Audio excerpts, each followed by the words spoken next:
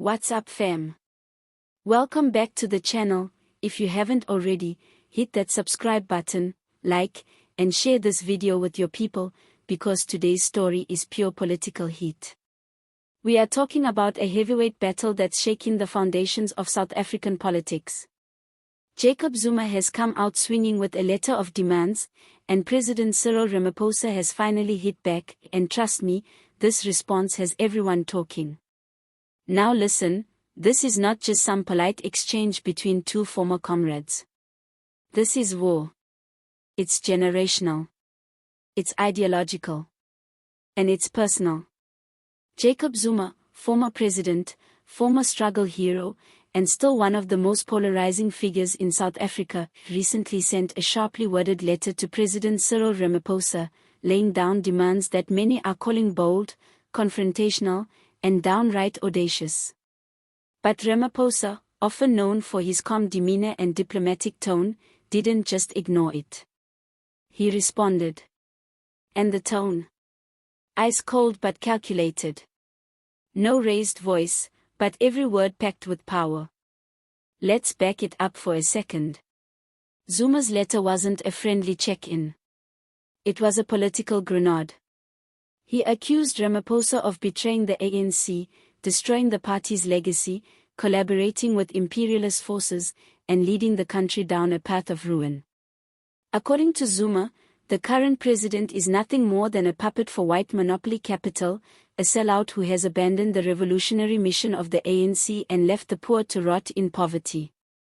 He even demanded that Ramaphosa step down as president of both the ANC and the Republic, a demand that left jaws on the floor across the country. Coming from an ordinary citizen, that would have been dismissed. But from Zuma? A former president. A former ANC leader.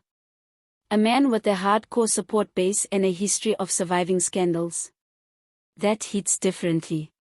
And of course, this letter wasn't just about ideas, it was a public challenge, meant to stir up ANC divisions and put Ramaphosa on the defensive. But here's where it gets spicy. Ramaphosa didn't just brush it off.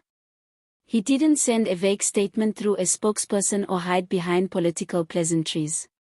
Instead, he responded directly, and in writing, to Zuma's letter. And let me tell you, the response was a masterclass in political messaging. It wasn't emotional. It wasn't disrespectful. But it was firm, confident, and strategic. Ramaphosa began by acknowledging Zuma's right to express his views. But he made it clear that the ANC was not a personal fiefdom. It is a political organization with democratic structures, elected leadership, and a mandate from the people. He dismissed Zuma's call to step down as unfounded and rooted in factional interest, not the will of the people. Cyril was effectively saying, you had your time, your legacy speaks for itself, and the ANC is bigger than any one man, including you. But he didn't stop there. Ramaphosa subtly reminded Zuma of the chaos that marked his own presidency, the years of state capture, the collapse of institutions, the loss of investor confidence, and the erosion of public trust. He didn't name names or throw punches, but the references were crystal clear. It was a polite takedown of monumental proportions. He then turned the spotlight to his own leadership. Ramaphosa reaffirmed his commitment to renewal within the ANC, fighting corruption, rebuilding institutions, restoring public trust. He acknowledged the challenges facing the country, unemployment, inequality, service delivery failures, but insisted that the only way forward was through unity, not division. In other words, you throwing stones from the outside won't fix what's broken. But perhaps the most telling part of the letter was its tone. Ramaphosa didn't descend into Zuma's fire and brimstone language. He stayed measured, presidential, and focused on the bigger picture. And that's where the battle lines are so clear. Zuma represents a radical, populist, almost revolutionary wing of the ANC, one that thrives on fiery rhetoric and loyalist mobilization. Ramaphosa, on the other hand, positions himself as the statesman, the rational reformer trying to clean up a mess that's been decades in the making. Now don't get it twisted, this exchange isn't just about two men with different leadership styles. It's about the soul of the ANC.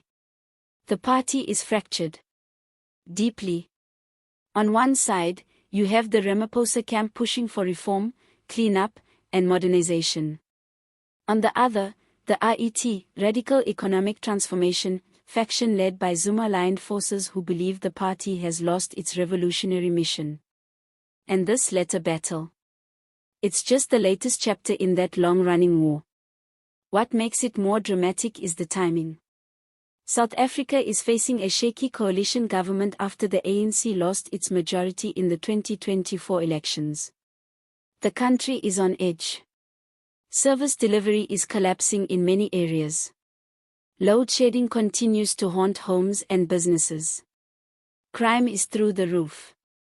So when Zuma goes public with a letter attacking the president, it's not just political, it's destabilizing. It fans the flames of division at a time when unity is fragile. But make no mistake, Zuma knows what he's doing. This letter is about more than words. It's a strategic move to reassert his influence, to rally his base, and to remind the country and the ANC that he's not done. Not by a long shot. He may have been ousted. He may have faced the Zondo Commission. He may have gone to jail, briefly. But the man has political survival instincts like no one else in South Africa. He plays the long game. And Ramaphosa? He knows that. Which is why his response had to be firm but calm. He's not just replying to a letter, he's holding the line.